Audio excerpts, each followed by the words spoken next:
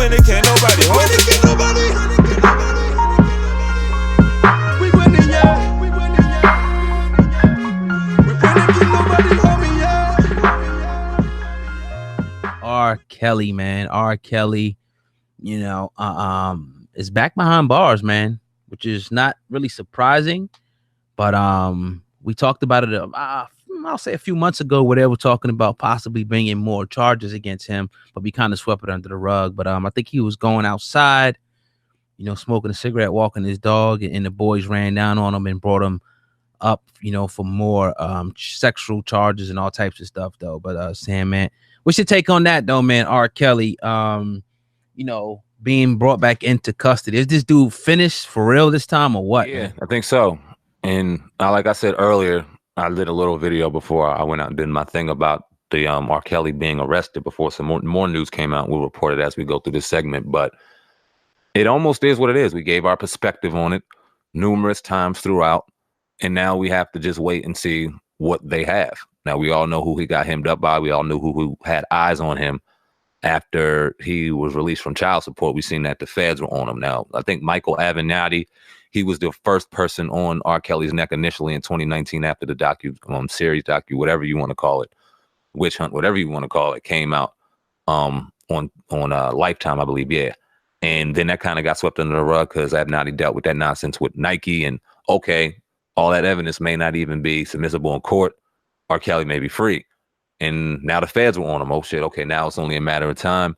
And now we're sitting here now. Like I also said, you got your people that think he's guilty and need to rot in hell. You got your people that think he's being railroaded, he's being set up, and he's 100% innocent. Then you got your people down the middle. Now, the people down the middle, this is what's for you. So you get to see what's going on, what really happened, and gave a real proper perspective. Now, whether or not after that you decide that he's innocent or not, I don't know if that's going to deem on the decision that's made by a jury, but man, oh man, here we go.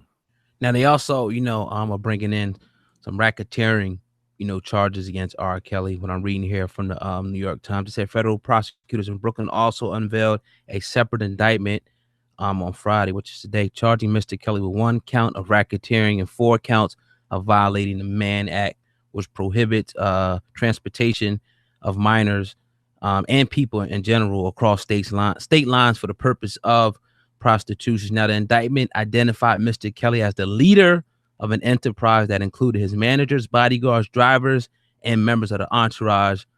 It said Mr. Kelly was the only person charged in the indictment, which said the enterprise worked to recruit women and girls to engage in illegal sexual activity. Now, pretty crazy. He's being charged in New York. Obviously, we know about Chicago. They always do this, though. I'm not surprised. The feds, they always, turn it in. Like, we've seen the same thing with A.R.Ab, Tekashi 6ix9ine. This guy's a leader of an organization. This is what they're doing. This doesn't look good, man. Anytime you hit a racketeering, charges come in, it's pretty much organized crime, organized illegal crime that they're pretty much charging him with, as well as the sexual crimes on minors. Now, what's interesting, I think, about not the racketeering, but the charges against, the minors and whatnot, is his lawyer continues to say that this stuff is just old. This is just old stuff. It's really nothing new. What do you think about that, though, Sam? Man? Old or new, it doesn't matter. If he did it in 84, 82, he did it. And if it needs to come to light, it needs to come to light. Now, if he didn't do it, and we're talking on a situation where we've seen some fabrication of the truth, then that also needs to come out. Now, let me read something that came out by Page 6. It's pretty troubling.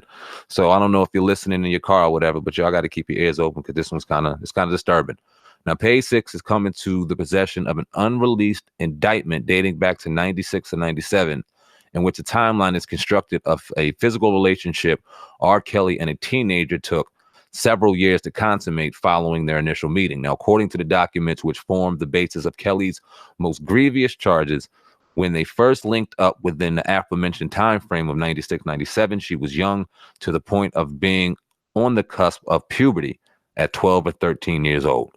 Now, the child, Kelly, now an adult with a full agency in the matter, is one of 5 victims who consented to revisiting claims they made in the 90s when R. Kelly was and ceremoniously acquitted on a technicality. Now, let me say this, oh God, before you go, because that sounds just nasty, disturbing on all ways. It's disgusting.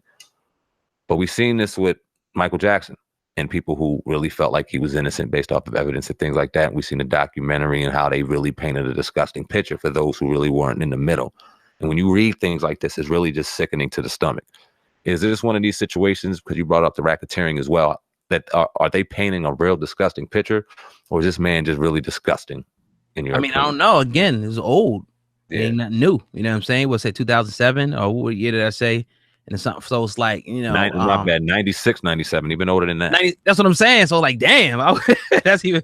So it's just like, you know, not to say that he can't obviously be convicted, but I'm interested in seeing what type of, you know, physical evidence are they going to have, if any, or just going to be people just saying this. Now, what hurts this for me, defending R. Kelly, or trying to say, just give this guy the benefit of the doubt, is one, the Aaliyah situation, and then two, that tape that I didn't see, but I know people who have seen that tape, and you know, people have said it that, you know, damn, that was straight up and down R. Kelly. So that, you know, some of his lyrics and stuff, some of the stuff that he said, calling himself the Pied Piper, it just it messes everything up in my head to say, nah, I don't think this is a Michael Jackson type of situation. I just don't think it is. I think, you know, this guy was just into some young women, some real sick shit. And I think that he was able to, they're also accusing him of blackmailing people, pay people off. He has so much power and influence that a lot of people turn a blind eye to it. A lot of people were scared because he was R. Kelly. But I do think that, you know, something sinister, disgusting, nasty was going on with this brother, man. I do think that because, you know, again, the things that I just mentioned. So I don't want to put this in the same, you know, lane as the Michael Jackson situation. I think that's a totally different case. But I am going to say, I don't know, even though it looks bad, I don't know, once, you know, they get into the evidence, is it going to be enough to bring a conviction with the child, the pornography and all that stuff? I don't know. The racketeering, they may get him, but as far as that other stuff, I don't know if it's going to be enough, man, to bring this guy down like everybody thinks he's going to go down. I think that his team, his legal team, may just, you know, have enough to get him off once again, but I could be wrong. Yeah, and it's in this situation is never easy to cover, because no matter if you're on one side or the other, you're staying down the middle. It's just so much negative energy that gets thrown in any one of these conversations because people are so strongly, they have feeling and passion about this. Now, one thing you said, and one thing I want to bring up is the comparison and contrast. Now, on one end, we have a documentary where we have grown women saying that he's doing acts and things that are wrong. Now, I said this earlier, I'll say it again, I'll say it amongst criticism, as taboo as it may sound. Multiple grown women sitting in a house with a man doing whatever is going on is their business. That's not a crime. It's not a crime. Him doing things with underage women or underage girls, young girls, is 100% wrong, and he needs to be thrown under jail. Now, this is another thing that's very important, and we don't really talk about this often. We haven't with R. Kelly. It's the whole putting the black man down conversation, destroying a black man. Now, we've talked on this podcast, a lot of the premise of our podcast is uplifting, in particular, black men. This is what we pride ourselves in doing. But in no way, shape, or form can we condone the actions of a black man who's done wrong, amongst any criticism that may come our way. And by no shape or form do you do anything savage or take anything away from a woman or a child. And it looks like, based off of evidence and things like that, allegedly right now, it may seem as though that's going along that way. Your gut wants to tell you that, damn, this dude might have been into something a little bit, you know what I mean, not good. He might have been into some shit that he ain't belong being in. The Pied Piper, like you said, all of the paper trail, Aaliyah, this, that, is a lot going on to make you go, And this reminds you of something different than Michael Jackson, like you also alluded to, because there was a ton of evidence negating everything that Michael Jackson's accuser said. It's kind of the opposite in this situation. Like I said, as unpopular as this may be to some people, him being with grown women, multiple grown women, they business. Children 100% wrong. And we always got to defend right over defending anybody else. Now, we will never railroad R. Kelly in here. We always got to keep it real, keep it perspective. One of the greatest R&B singers of all time. I've listened to multiple songs since all of this has gone down. and ain't thought about turning it off once. That don't mean I don't think he's guilty. That doesn't mean that I'm defending anything he has going on. Just no one's gonna tell me what to do in this situation.